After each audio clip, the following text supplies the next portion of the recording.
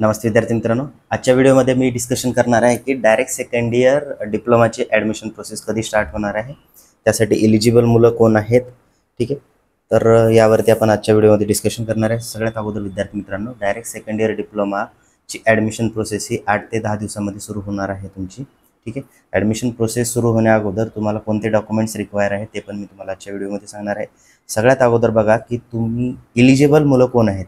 ज्या विद्यार्थ्यांनी 2 वर्षाचा ITI कंप्लीट केलेला आहे, ठीक आहे, असे विद्यार्थी, तसेच 12वी सायन्स असणारे विद्यार्थी आणि 12वी सायन्समध्ये ज्यांचं मॅथ आहे असे विद्यार्थी. ठीक आहे, त्यानंतर ज्या विद्यार्थ्यांनी CETची एक्झाम दिलेली नाही असे विद्यार्थी पण या ठिकाणी एलिजिबल आहेत. ओके, तर बघा हे झाले एलिजिबिलिटी मुलांची. यानंतर त्यासाठी डॉक्युमेंट्स कोणते लागणार आहेत, तर डॉक्युमेंट्स लागणार आहेत 12वी सायन्सच्या विद्यार्थ्यांसाठी सांगतो. 10वीची मार्कशीट, 12वीची मार्कशीट, 12वीची LC, 12वीची LC म्हणजे हे लेटेस्ट लिव्हिंग सर्टिफिकेट आहे ना. चालेल, लिव्हिंग सर्टिफिकेट म्हणजे TC म्हणतो आपण त्याला. हे झालं. त्याच्यानंतर डोमेसाईल लागतं, नॅशनॅलिटी लागतं, इन्कम सर्टिफिकेट लागतं. हे झाले डॉक्युमेंट.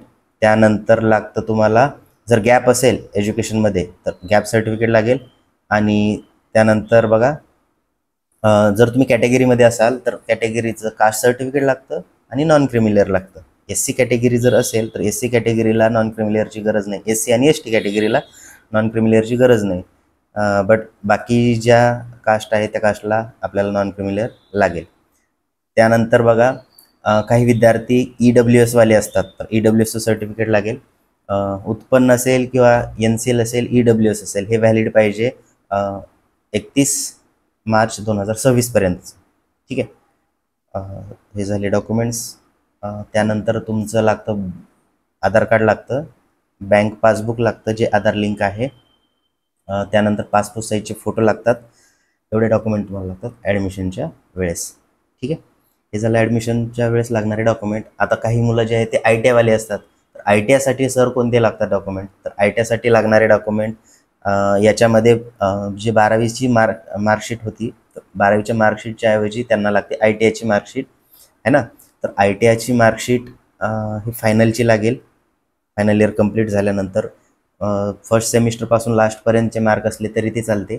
ओके, आता बघा, त्यामध्ये आता बरेच विद्यार्थी कन्फ्यूज होतात की सर 12वी सायन्सचे पर्सेंटेज, ITIचे पर्सेंटेज, मग याच्यामधनं नंबर नेमकं कोणाचा लागेल, बरोबर. तर विद्यार्थी मित्रांनो, नंबर कोणाचा लागत असतो, तर ITIचे जे विद्यार्थी आहेत त्यांच्या स्पेशल जागा असतात, 12वी सायन्सचे जे विद्यार्थी आहेत त्यांच्या स्पेशल जागा असतात. म्हणजे दोन्ही मिक्स होत नाहीत. त्यांचा कट ऑफ हा ITIचा कट ऑफ सेपरेटली लागतो, 12वी सायन्सचा कट ऑफ सेपरेटली लागतो. क्लिअर आहे. त्यामुळे तुमची कॉम्पिटिशन त्याच्यामध्ये आपापल्या कॅटेगरीमध्येच आहे, त्यामुळे घाबरून जायची गरज नाही आहे. ओके, ही झाली इन्फॉर्मेशन. एवढी इन्फॉर्मेशन समजली असेल. या व्यतिरिक्त जर तुमच्या मनामध्ये काही डाऊट असेल रिगार्डिंग ॲडमिशन तर तुम्ही कमेंट बॉक्समध्ये मेन्शन करू शकता.